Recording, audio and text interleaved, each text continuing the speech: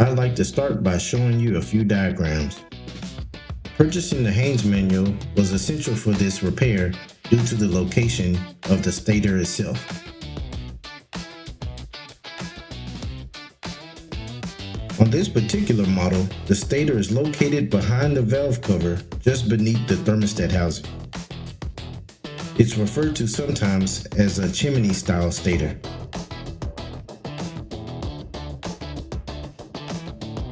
The first thing you'll want to do is remove the fairings and drain the oil, both to avoid it spilling when removing the starter and flywheel cover and to give the pan plenty time to drain. Next, you'll disconnect the battery, remove the fuel tank, air filter, and the throttle body. With these components removed, position your oil catch beneath the starter and flywheel cover and remove it.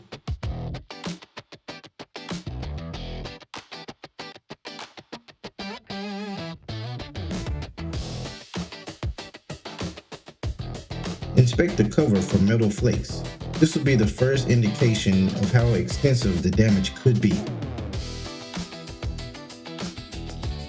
Next, remove the starter motor and thermostat housing.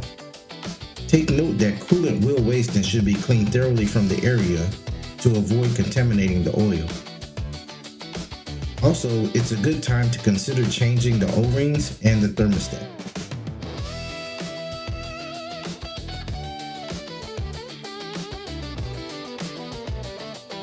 There aren't many places to grab the door, so what I did was purchase a long set of vice grips to grab the door and firmly pull out. It's magnetized so it will resist. Once completely removed, inspect the stator for chips and chunks that may have gone missing. This part is stationary when the motorcycle is running and the rotating assembly spins around it.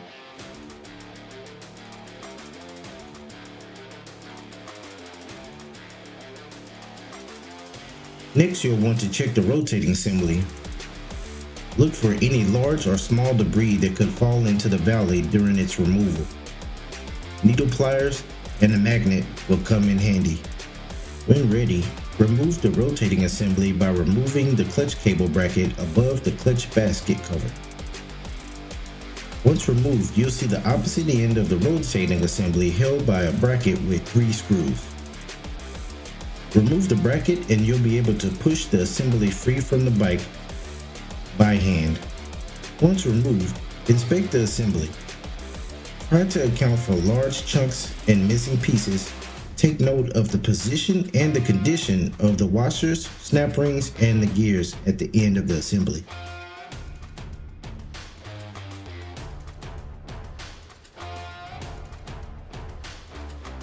In my case, I believe I had a damper failure that caused the assembly to lose balance and wobble, therefore allowing the assembly to strike the stationary stator coil repeatedly at high speed.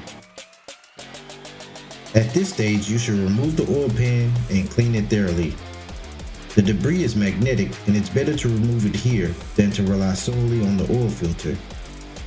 I've added some extra security by placing strong magnets on the oil filter and on the bottom of the oil pan.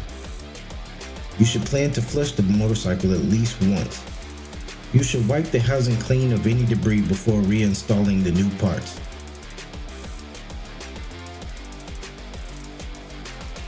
Compare the parts you removed to the parts that you're installing. Be sure the lengths are identical.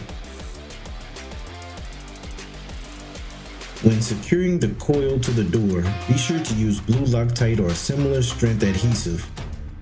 This part is subject to a lot of vibration, and it could shake loose and cause the engine to seize. The next step is to install the rotating assembly.